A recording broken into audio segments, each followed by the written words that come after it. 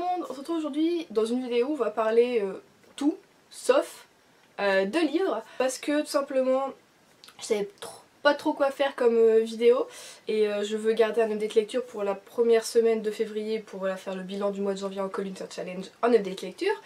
Et donc je me suis dit allons-y, j'ai fini pas mal de séries depuis 2-3 mois maintenant, même non, depuis décembre en fait j'ai fini pas mal de séries.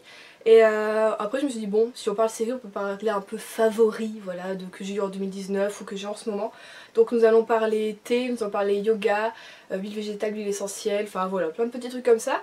Donc et ben c'est parti, j'espère que ça va vous plaire et que vous allez rester jusqu'au bout avec moi et puis qu'on pourra papoter ensuite en commentaire. Donc tout récemment nous avons fini avec mon copain The Witcher, hein, c'est un peu on va dire la série du moment quand elle est sortie début décembre si je me trompe pas. On voit beaucoup du coup les livres passer en ce moment sur Instagram, sur les réseaux, sur YouTube, enfin sur Booktube j'ai pas du tout regardé, je vous avoue j'ai pas été voir. D'ailleurs en parlant de Booktube, petite parenthèse, je regarde plus énormément de booktubeurs ou de booktubeuses depuis peut-être maintenant un an. La seule booktubeuse que je suis c'est Margot Liseuse. Alors je voulais juste voilà vous dire, n'hésitez pas à me parler de nouvelles booktubeuses, les gros comptes on va dire, je les regarderai pas parce que c'est souvent la même chose tout ça, et si vous avez des comptes qui se rapprochent de mon style de lecture, tout ce qui est un peu thriller, contemporain, romance, sans trop de jeunesse ou de young adulte, n'hésitez pas, présentez-les moi. Et voilà, j'irai voir un petit peu tout ça, parce que fermons cette parenthèse, c'est tout ce que je voulais vous dire. Et du coup, et ben on a regardé ça avec mon copain.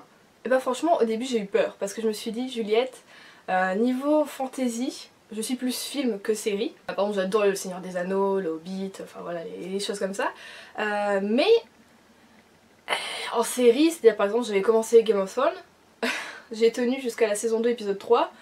Parce qu'au bout d'un moment j'étais là non c'est trop long Juliette, tu regardes parce que les autres regardent, parce que ma soeur m'avait dit si regarde tu vas adorer tout ça, et puis bah finalement j'ai jamais aimé.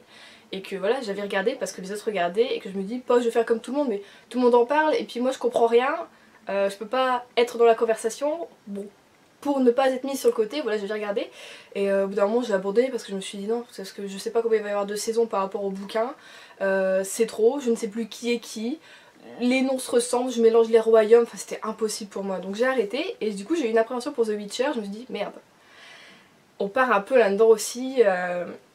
Dans ce qui est un peu heroic fantasy, ça va être compliqué. Bon, j'ai vu qu'il n'y avait pas énormément d'épisodes, il n'y en a eu que 8 je crois. Je dis bon, même si c'est un peu compliqué, au pire ton copain est là, il pourra t'expliquer tout ça. Et finalement, c'était trop bien. J'ai été emportée dès le départ.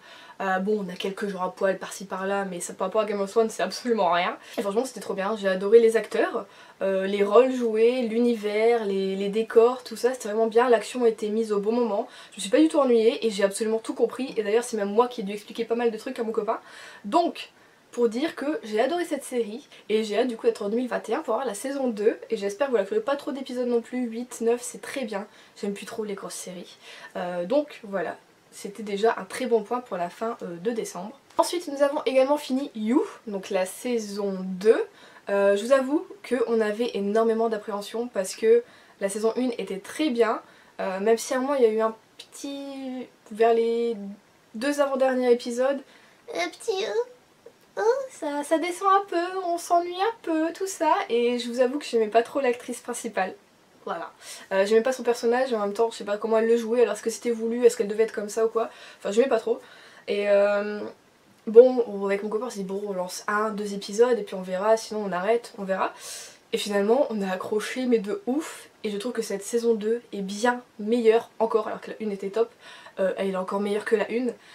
Et par contre, alors je trouve ça c'est une fin légèrement ouverte mais ça peut être une fin de série totalement. Mais quand j'ai vu la fin du dernier épisode je me suis dit ouais non ils sont capables de nous faire une saison 3 et effectivement il y a quelques temps la saison 3 a été annoncée. Et du coup on est là avec mon copain, hey, qu'est-ce qu'on fait? Est-ce qu'on va la regarder ou pas finalement? Donc on ne sait pas, je pense qu'on va faire comme pour la saison 2. Regardez les 2 premiers épisodes, si ça s'enchaîne, si on aime bien, on n'arrive pas à s'arrêter, on va continuer. Sinon bah c'est tout, on laissera tomber, mais j'espère que voilà, ça va pas être la saison de trop, parce que je trouve que 2 saisons comme ça, c'était parfait. Nous avons également fini Dracula, donc qui est sorti ce mois de janvier. J'avais des appréhensions parce que les épisodes étaient de un petit peu plus d'1 heure. Finalement j'ai adoré. En fait c'est court, c'est concis, enfin c'est quand même 1h20 à peu près chaque épisode, mais que ce soit fait en 3 épisodes justement, je trouvais ça super chouette. Et on retombe sur un mythe qu'on connaît et qu'on aime voilà un peu triturer parce qu'on est toujours en mode est-ce que c'est une légende ou est-ce que voilà Dracula a vraiment existé. Donc voilà, on a une nouvelle facette de Dracula qui apparaît. On a un nouveau personnage féminin donc, qui est la nonne qui est juste excellent, je l'ai adoré. Au début j'étais là un peu mitigée en mode mais elle est trop bizarre celle-là et finalement je dis waouh, je la kiffe grave. Donc voilà, c'était vraiment une très bonne série. Très concise et juste géniale. En fait ils auraient pu m'en faire un film, ça aurait été vraiment top je trouve. Je trouve que les acteurs jouent très très bien leur rôle. Dracula, moi j'ai pas de physique on va dire fixé sur lui, il pourrait très bien être blond comme il est brun dans la plupart des adaptations. Et je trouve en fait que l'acteur qui a été choisi colle en fait parfaitement au personnage, il joue très très bien son rôle. Il est à la fois vicieux et je sais pas, il y a quelque chose de sournois là-dedans tout ça, il le joue très très bien. Enfin voilà, c'était vraiment très bonne série, j'ai passé un très bon moment. Donc si vous aimez Dracula, ou si vous avez envie de découvrir une autre facette qui serait possible de Dracula, que ce soit avant jusqu'à nos jours, franchement n'hésitez pas. Enfin moi j'ai passé un très très bon moment. Et également une série que je suis en train de regarder, donc que je n'ai pas fini. Ça va faire peut-être maintenant combien de temps, 3-4 mois que j'ai commencé enfin, oui, Poldark. Donc là je suis à la saison 4, je suis à peu près au milieu de la saison 4. Je trouve que c'est une saison qui est vachement bien, j'ai adoré la première, c'était vraiment top. La deuxième, un petit coup de mou, mais c'était quand même pas mal. La troisième, encore un petit coup de mou, mais je me suis dit non Juliette, faut continuer quand même, tout ça t'arrête pas. Donc j'ai repris, et la saison 4 je trouve elle est presque aussi bien que la saison 1, donc je suis contente d'avoir repris. J'ai même pas besoin de vendre Poldark, en fait c'est hyper connu, je suis peut-être l'une des dernières qui avait envie de la regarder, qui la regarde seulement maintenant. Enfin voilà, c'est une série qui est vraiment pas mal. Donc voilà, c'est tout pour les séries. Et maintenant, qu'est-ce qu'on fait quand on regarde une série ou quand on lit? Eh bien personnellement, je bois du thé. Donc je vais vous présenter les thés que j'aime boire en ce moment. On commence par les meilleurs pour moi en tout cas et ma maison de thé favorite. En ce moment, alors j'ai acheté d'ailleurs la semaine dernière seulement. Alors, bouton de miel, donc cette maison de thé c'est la maison Unami. Dans le nord de la France, il y en a à Lille ou à Bruxelles. Dans le reste de la France, il n'y en a pas du tout. C'est une petite boutique hyper sympa en fait où vous rentrez, vous avez tout un mur avec des gros contenants de thé en alu super beau, enfin tout rouge, tout ça, c'est super beau. Et ensuite vous avez un salon de thé à l'arrière pour déguster si vous avez envie, enfin voilà, c'est vraiment bien. Donc là voilà, bouton de miel, c'est une saveur proche du pain d'épices. Du miel, des épices et des agrumes. Ce qu'on sent en fait dedans, surtout, la première fois j'ai été étonnée parce que quand je le sens, effectivement ça sent énormément Noël, le pain d'épices, donc un peu voilà le thé de Noël. Mais surtout en fait quand on le boit, au début je me dis oh, c'est un petit goût de réglisse, et j'aime pas trop la réglisse. Et finalement en fait c'est un petit goût d'anis. Donc ça me dérange pas plus que ça et j'aime bien le boire voilà, de temps en temps. J'ai pris que 100 grammes pour goûter, je pense que j'ai bien fait plus, ça aurait été un peu trop parce que pendant l'été je pouvais pas le boire je pense. Donc voilà, il sera parfait pour cette année. Ensuite, le thé qui m'a accompagnée en cette fin d'année, vraiment toute la fin d'année, c'est tout simplement le Merry Christmas forcément. Alors là c'est une base de thé noir, légèrement épicé avec de la cannelle, de l'orange et une légère touche de clou de girofle. Il est franchement super bon. Il est très subtil, il n'est pas corsé, il est pas... Non franchement il est très très bon. Celui-ci je crois que je l'avais acheté sur leur site internet parce qu'il y a également un site internet et du coup je vous mettrai les liens des thés que moi en tout cas j'ai. Et puis comme ça vous pourrez aller voir, fouiner sur le site, ils livrent dans toute la France. Donc voilà, si vous voulez du bon thé n'hésitez pas. Et après bon voilà, je le mets dans un contenant spécial parce que j'aime prendre beaucoup. Il s'agit tout simplement du Kir Royal. C'est cette boisson qui m'a fait découvrir d'ailleurs la maison de thé Unami. C'était un collègue pour un Père Noël mystère qui m'avait offert un petit sachet de 100 grammes de Kir Royal. Je l'ai goûté, je suis tombée amoureuse. Donc c'est un mélange de fruits rouges, de papaye aussi je crois. Donc il y a de la papaye et de la cerise, il y a du raisin. Il y a des petites baies aussi et la base c'est des fleurs d'hibiscus, voilà. Donc ce thé est juste incroyable, il en faut très peu, et enfin c'est pas un thé d'ailleurs, c'est plutôt une infusion voilà, de fruits. Et c'est juste trop bon et en plus il se consomme froid également, donc l'été j'aime bien me faire des grands pichets froids de cette boisson, c'est juste excellent. Donc en moyenne, sans vous mentir, en ce moment je bois 2 à 3 tasses de thé par jour. Je sais qu'il faut pas en boire de trop, mais comme c'est du thé noir, c'est pas du thé vert, c'est pas un excitant, c'est pas mauvais pour le cœur. Puis comme en plus j'ai une infusion de fruits, voilà, ça va très bien. En thé noir, j'ai acheté récemment chez Twinings le Russian Earl Grey, j'aime beaucoup le Earl Grey. Je sais pas, c'est ces petites notes de bergamote, tout ça, j'adore. Donc là c'est un thé noir avec des bergamotes et du citron. Bon, j'en rajoute quand même un petit peu de citron dans celui-ci, j'aime bien toujours la note un petit peu plus acide. Mais voilà, il est très bon. Les feuilles sont, j'ai envie de dire, jolies. C'est pas de la poussière, je sais pas si vous allez bien voir. J'ai peur que ça tombe. Parce que là vous verrez bien. Voilà. Donc on a les petites fleurs, tout ça.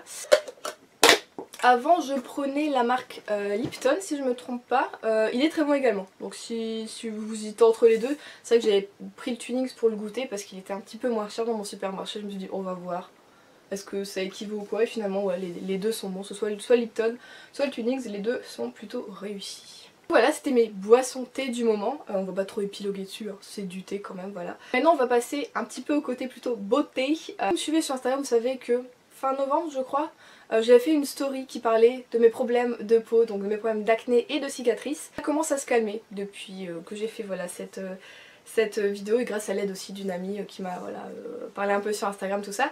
Ce que j'ai fait tout simplement, c'est que au lieu de repartir sur des crèmes traitantes, j'avais fait aussi également à un moment du layering, donc ça fonctionnait bien, mais je me suis rendu compte que c'est parce que ma pilule fonctionnait sur mes hormones, tout simplement puisque c'est un acné hormonal que j'ai, et cette pilule c'était la Diane 35 qui n'est plus, est-ce qu'on peut dire commercialisée, elle n'est plus sur le marché parce que bah elle engendrait beaucoup de problèmes de santé, même si moi elle m'allait très très bien, je n'avais aucun problème avec, voilà, donc je n'ai plus pu la prendre, et depuis que j'ai changé de pilule, bim, tout a rebourgeonné, tout est revenu, donc ça va faire un petit moment maintenant que ça va faire 4 ans je crois que tout est revenu.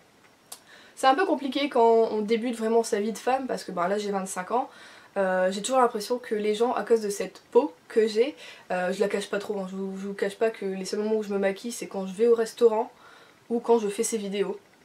Sinon le reste, la plupart du temps franchement je me maquille pas. Je vois que les gens bizarrement ça les dérange que j'ai de l'acné. En fait j'y pense pas, c'est-à-dire qu'une fois que je me regarde pas, qu'il n'y a pas une glace dans laquelle je vais me mirer, même si je ne le fais absolument jamais, hein, sans déconner, je me regarde pas du tout dans la glace. Je sens que oui, bizarrement, mon acné les dérange, comme s'ils savaient pas trop regarder. Est-ce que je regarde ses boutons, je regarde son nez, je regarde ses yeux, qu'est-ce que je fais?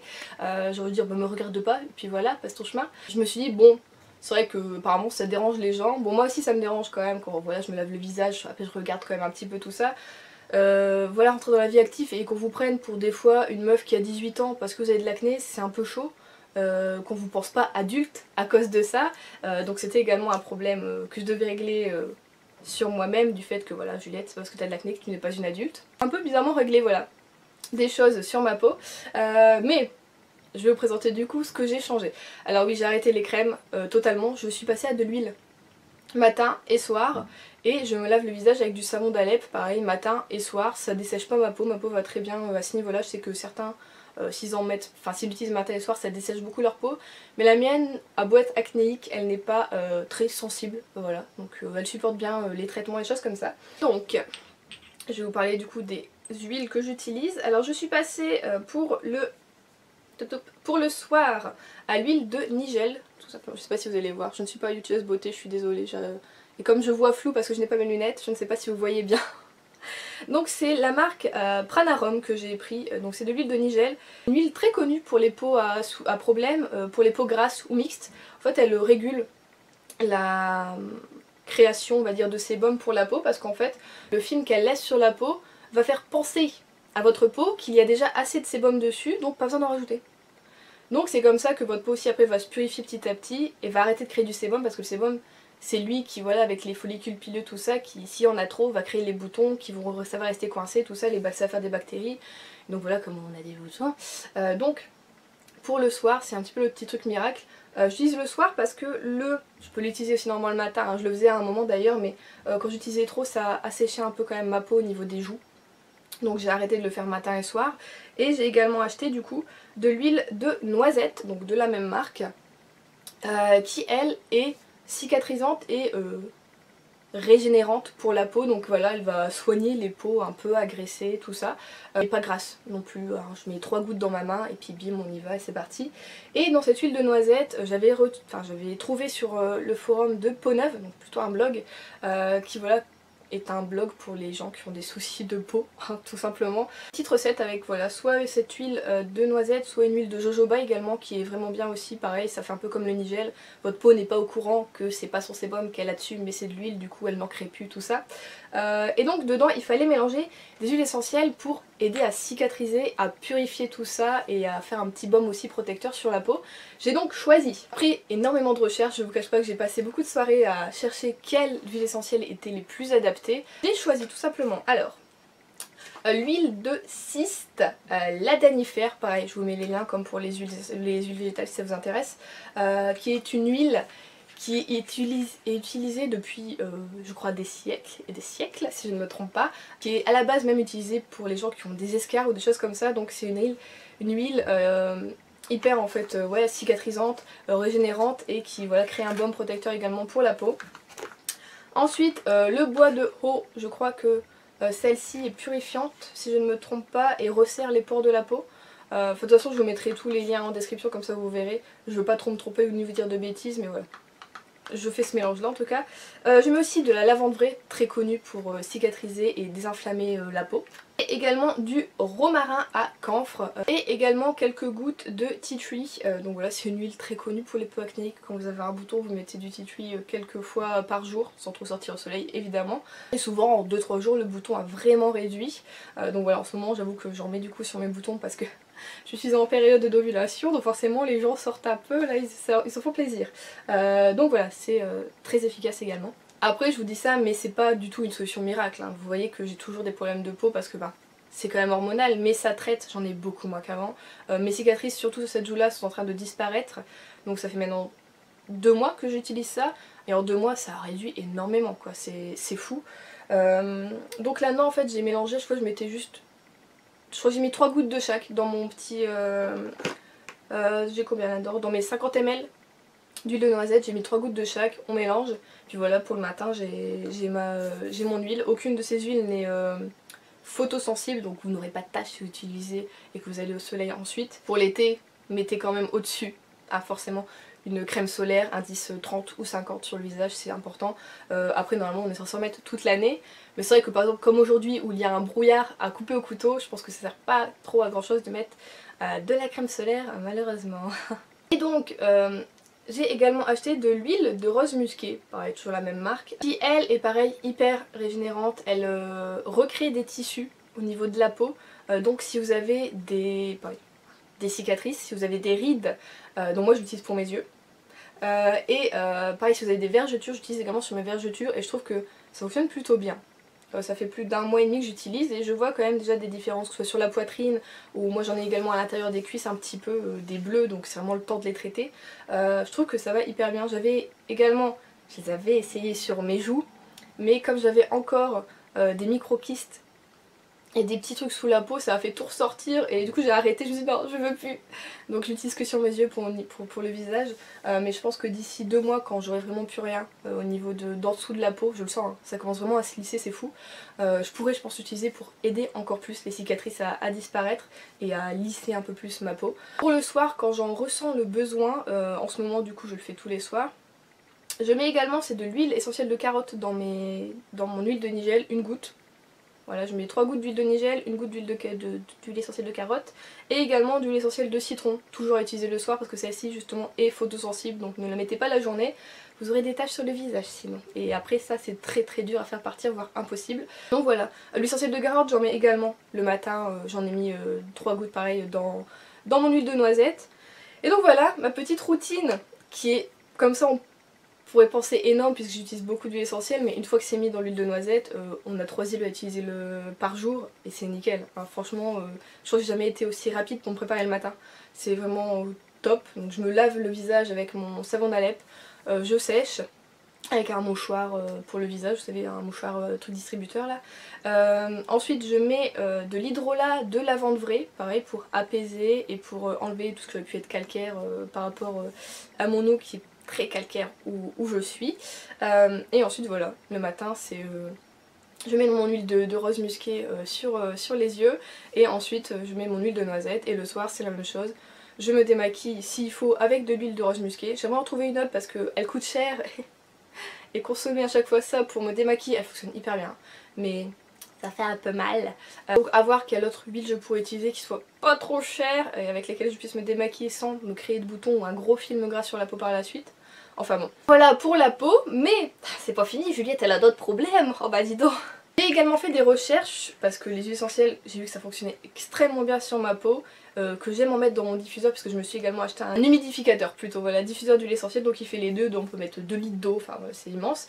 J'aime beaucoup l'utiliser en mettant de l'huile essentielle dedans et je me suis dit oui ça m'apaise ou alors ça me revigore selon l'huile essentielle que j'utilise. Je me suis dit je vais faire des recherches parce que Juliette a eu une grosse période d'insomnie. Je suis dans mon lit, je me couche vers 22h30, 23h et je m'endormais pas avant 2h du mat. C'est-à-dire je tournais, mes yeux s'ouvraient, ils se fermaient. C'était impossible. Du coup j'ai regardé pour les huiles essentielles. Alors là, celle qui fonctionne normalement le mieux pour l'endormissement, pour l'apaisement surtout, pour le stress, c'est la marjolaine. Donc là c'est de la marjolaine à coquille. J'ai pris la marque Pure Essence. L'odeur est pas ouf, je vous le cache pas, mais en même temps elle est pas désagréable non plus. En fait elle se sent à peine, faut l'appliquer, vous en appliquez une goutte au niveau du plexus solaire avant d'aller vous coucher. Et en fait ça réchauffe un peu à cette zone là je trouve. Et c'est vrai que ça m'apaise énormément et je vous cache pas que j'ai repris un peu une routine comme ça où je me couche à 22h30 vraiment, j'essaye je coupe tout. C'est-à-dire que maintenant à 20h, plus de réseaux sociaux, plus de téléphone, à part pour envoyer des messages à mon copain ou à d'autres personnes. Mais voilà, 22h30 c'est ciao, bonsoir, bonne nuit tout le monde. Juliette elle va se coucher, elle se met en condition. Et j'avoue que là ça fait 3-4 jours, je refais cette routine. Et depuis hier, je me suis endormie je crois hier à 23h30. Donc j'ai mis que 1 heure, on va dire à peu près, à m'endormir, ce qui est un miracle pour moi. Je vous cache pas que du coup je déteste les personnes qui me disent oh moi je m'allonge, en 5 minutes il n'y a plus personne. J'ai envie de dire mais c'est dégueulasse. Après je vais pas vous mentir, je suis quelqu'un qui ne sait pas dormir, qui ne sait pas se reposer. Donc c'est peut-être ça aussi, mon cerveau est H24, demain tu fais ci, demain tu fais ça, nanana. Donc c'est vrai que maintenant également je fais des listes le soir. Pour me dire que demain j'ai plus à penser, c'est écrit.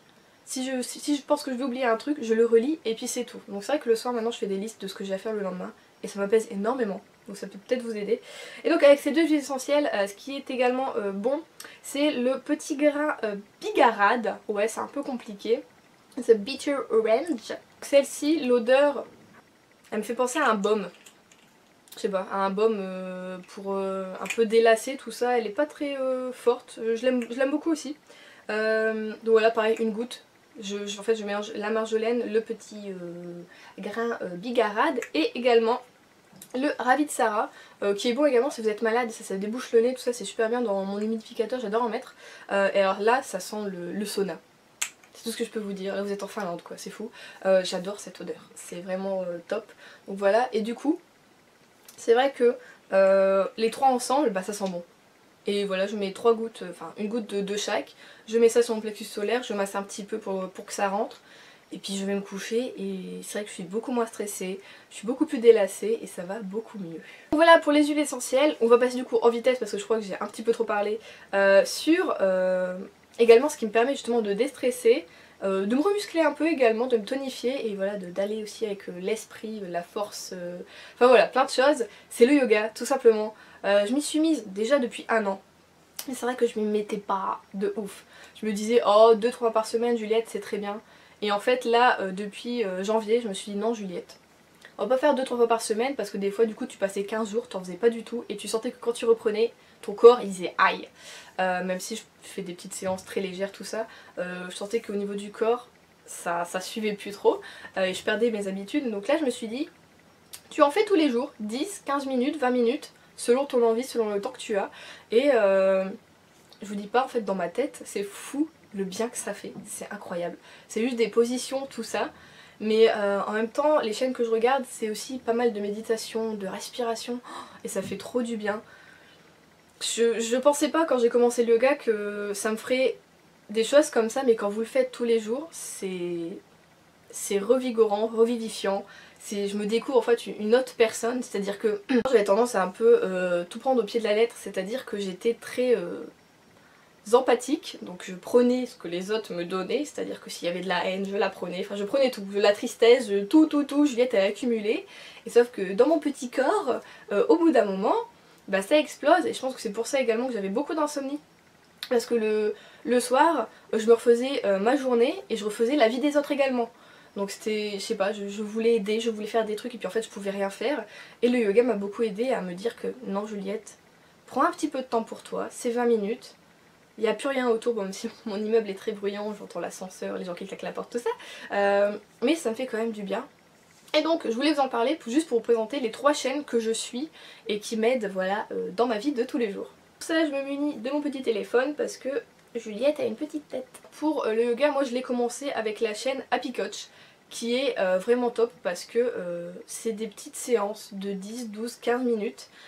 C'est pas forcé, c'est pas des positions de ouf comme on voit là, vraiment les meufs sur Instagram là, qui nous font.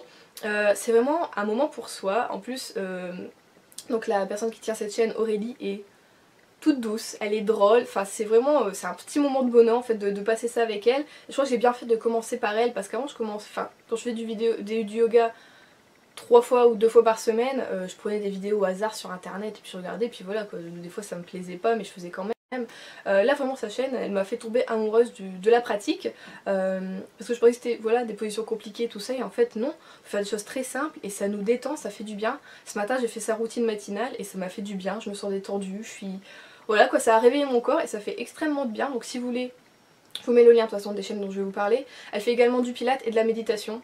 Donc n'hésitez pas si vous avez besoin voilà, de vous apaiser, de vous remuscler, tonifier. Sa chaîne, elle est topissime. Je suis également Julie Akasha Yoga, si je le dis bien. Alors là, il y aura aussi un peu de vie pratique dans sa chaîne, mais ce que j'aime chez elle, c'est qu'elle fait des vidéos ciblées. C'est-à-dire que quand on sent qu'on a un déséquilibre au niveau des chakras, elle a des vidéos sur les chakras. Par exemple, j'ai bossé mon chakra numéro 3, qui est donc le 3e œil, et qui représente la confiance en soi, et le fait de voilà... pouvoir s'intégrer dans la société, tout ça. Et donc je vous dis pas, c'est une séance de renforcement au niveau des abdos, ça fait un peu mal, on le sent hein, mais après ça je me suis sentie hyper bien. Enfin, voilà, ces séances sont très bien, elle parle très posément, elle explique tout, elle nous propose d'autres solutions si on a mal pour faire une autre position qui nous fera moins mal. Franchement sa chaîne est topissime, donc j'aime aussi également beaucoup faire ses vidéos, souvent voilà j'oscille entre les deux, entre Happy Coach et Julie. Elle fait également aussi de la méditation pour s'endormir, tout ça, enfin pas mal de petites choses, donc allez voir si vous êtes curieux, elle est vraiment top. Et également une chaîne là un peu plus complexe on va dire parce que les enchaînements sont plus rapides je trouve. Donc c'est vrai que là je l'ai commencé après un an de yoga donc j'ai bien fait, je pense que si j'avais commencé par celle-ci j'aurais été peut-être un petit peu découragée. C'est Yoga Fire by Joe.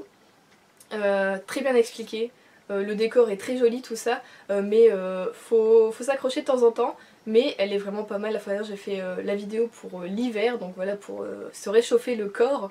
Je dis pas le lendemain, hein, j'avais un petit peu de courbature, mais pareil, ça fait du bien au corps et à l'esprit, on le sent. Donc voilà, c'est une chaîne aussi vraiment excellente si vous voulez quelque chose d'un peu plus hard, on va dire, mais qui vous fasse tout autant du bien. Franchement, foncez, elle est géniale. Là, la vidéo est finie, je suis désolée, j'ai énormément parlé, je m'étais dit que voilà, je vais faire un petit peu tout dans cette vidéo, mais je crois qu'en fait j'ai fait un petit peu tout, mais c'était très long à chaque fois, je suis désolée. Pour une fois qu'il y a une vidéo longue, hein, souvent c'est vrai que mes vidéos font moins de 10 minutes. Voilà, vous aurez une petite longue sur la chaîne. Donc voilà, surtout n'hésitez pas si vous avez, par exemple pour ma peau, d'autres huiles essentielles à conseiller ou d'autres astuces. Je sais que certains m'ont parlé sur Instagram du miel de Manuka, que je n'ai pas encore essayé, le prix me bloque énormément.